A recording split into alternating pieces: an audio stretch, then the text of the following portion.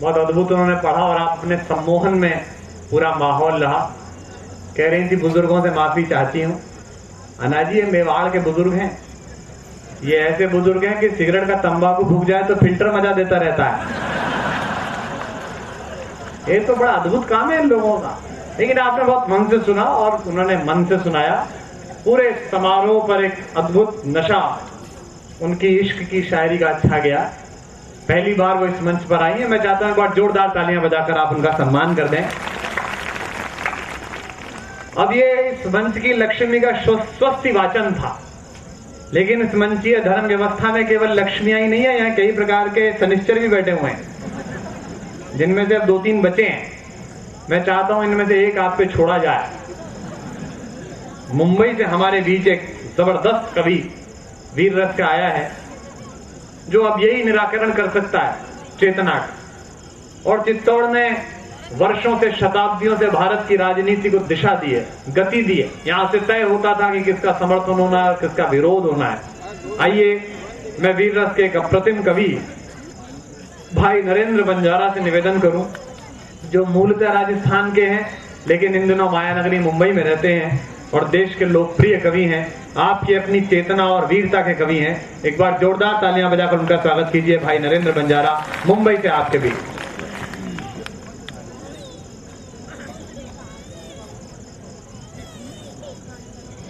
मेरी जन्मभूमि राजस्थान है। ले, बच्चा डर गया। अपनों से क्या झूठ बोलना। मैं कोटा जिला का रहने वाला हूँ।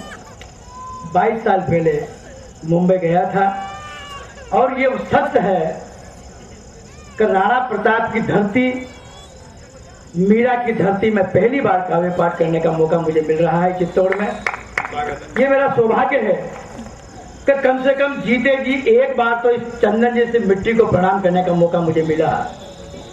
मित्रों, मेरे पहले बहुत सारे कवियों ने तमाम नेताओं की बातें की, अटल जी के घुटने की बातें की, अटल जी के कुंवारेपन की बातें की। मैं ये कहना चाहता हूं, हम नेताओं पर गालियां देते हैं। गालियां देना बहुत आसान है। चोर, लुच्चा, लफंगा, गुंडा, बदमाश, जाने क्या क्या नेताओं पर कहते हैं। कवियों ने कहा, मैं आपसे जुड़ना चाहता हूं और एक बंद पढ़ूंगा और आपको ऐसा लगे कि मैं सत्य बात कहने की कोशिश कर रहा हूं तो आशीर्वाद दीजिएगा। आशीर्वाद का मतलब भाई डॉक्टर साहब ने कहा, खुश रहो ये नहीं है। आशीर्वाद का मतलब तालियां बजाना है। तालियां को कविताओं का मापदंड नहीं है, लेकिन तालियां बजाने से 2 फायदे हैं। एक तो आपकी नाक के सामने मच्छर नहीं आएंगे। दूसरी बात, अच्छी बात पर ताली नहीं बजाए तो पलट करके देख लीजिएगा, कहीं मूंगफली खाकर छिलके आपकी जेब में तो नहीं डाल रहा है। फिर भी तालियां बजाना क्यों जरूरी है? 4 पंक्तों से काव्य यात्रा शुरू करता हूं। हाँ भैया। पूरियां बनाने को बेलाने है जरूरी यारो, पूरियां खिलाने को जरूरी होती थालियां, और पान को चबाने का मजा तभी आता है जब पान में मिलाई जाए कच्ची पक्की छालियां। मैया की तमन्ना बेटी या तो मिले अच्छा वर। हर माँ ये चाहती है कि बेटे की बहू जैसी भी आएगी मैं जिंदगी निकाल लूंगी, मेरी बेटी को दामाद अच्छा मिलना चाहिए। मैया की तमन्ना बेटी या तो मिले अच्छा वर, और वर की तमन्ना ससुराल में हो सालियां। और बंजारा की कविता को सुनने के लिए यारो एक बार जोर से बजाई जाए तालियां, एक बार जोर से बजाई जाए तालियां। मित्रों, कुंवारा अटल बिहारी वाजपेयी के लिए बहुत कुछ कहा, माफ कीजिएगा। अन्ना साहब के लिए कहा, ये भी कुंवारी है। बहुत से लोग होते हैं जिनकी होती नहीं है, बहुत से लोग होते हैं जो करते नहीं है।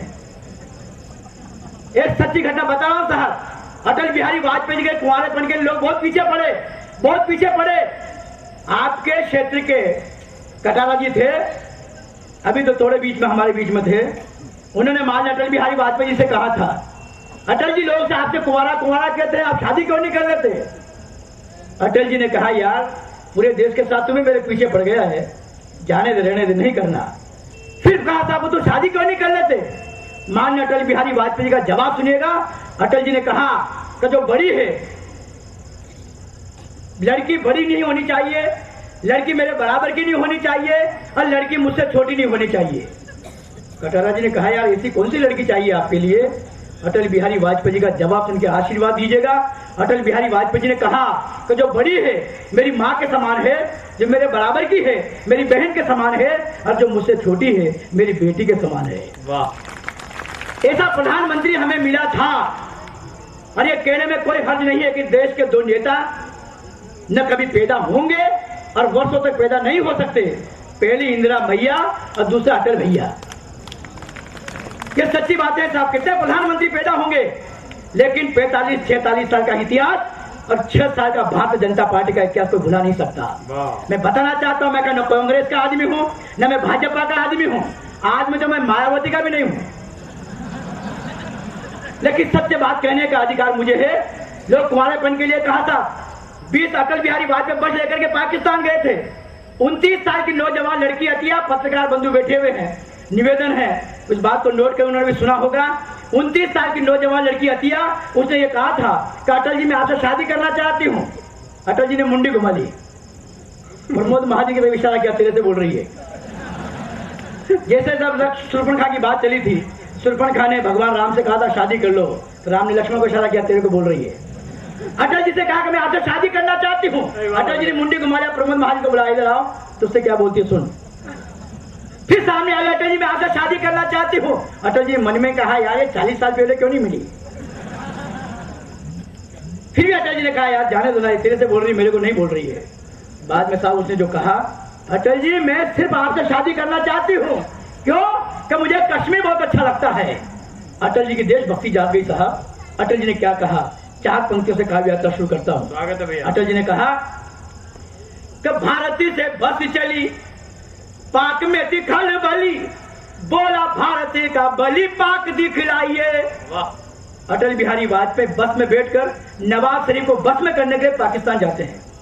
कि भारती से बस चली, पाक में दिखल बली, बोला भारती का बलि पाक दिखलाइए। तो लाहौरी कराची इस्लामाबाद दिखा कर बोला ये नवाज समाधान देते जाइए। अतिया कुंवारी बोली कुंवारा ले जाए डोली, अतिया कुंवारी बोली कुंवारा ले जाए डोली, पर मेहर में कश्मीर मुझे देते जाइए। तो अटल जी बोले हनीमून होगा कश्मीर, लाना हो तो दहेज में पाकिस्तान लाइए, लाना हो तो दहेज में पाकिस्तान लाइए। बुढ़ापे में जिनके घुटने में दर्द होने की बात कर रहे थे, वो शादी करने के लिए तैयार हो गए देशभक्ति के लिए। लेकिन साहब बहुत बातें कही, चोर लुचे लफंगे गुंडे बदमाश पहुंच गए हैं। मैं उन कवियों से बात करना चाहता हूं आपकी तरफ से। एक बंद में अच्छा लगे आशीर्वाद दीजिएगा, अच्छा लगेगा तो पूरा बंद पढ़ूंगा। सुनिएगा, मैं आपके सामने कहना चाहता हूं, जिन्होंने भी कहा आपने तालियां बजाई, इन्होंने चोर लुच्चे लफंगे गुंडे दिल में बैठे कहा आपने तालियां बजाई, मैं आपकी तरफ से इनसे पूछना चाहता हूँ। तुम कहते हो केसर की क्यारी में नीम बबूले हैं, तुम कहते हो केसर की क्यारी में नीम बबूले हैं, तुम कहते हो हंसों के घर में गिद्धों के झूले हैं, तुम कहते हो पतझड़ गीला गीला सावन सूखा है, तुम कहते हो जंगल का राजा जंगल में भूखा है, तुम कहते हो पर्वत की ओटों में सूरज खोया है, तुम कहते हो पूनम की रातों में चंदा रोया है, तुम कहते हो माँ बेटे से मिलने को मोहताज है, तुम कहते हो गुंडों के सरताजों के सिरताज है, तुम कहते हो दुश्मन अपने घर के पहरेदार है, हम कहते इन घटनाओं के हम सब जिम्मेदार हैं, हम कहते इन घटनाओं के हम सब जिम्मे। बहुत अच्छे, वाह।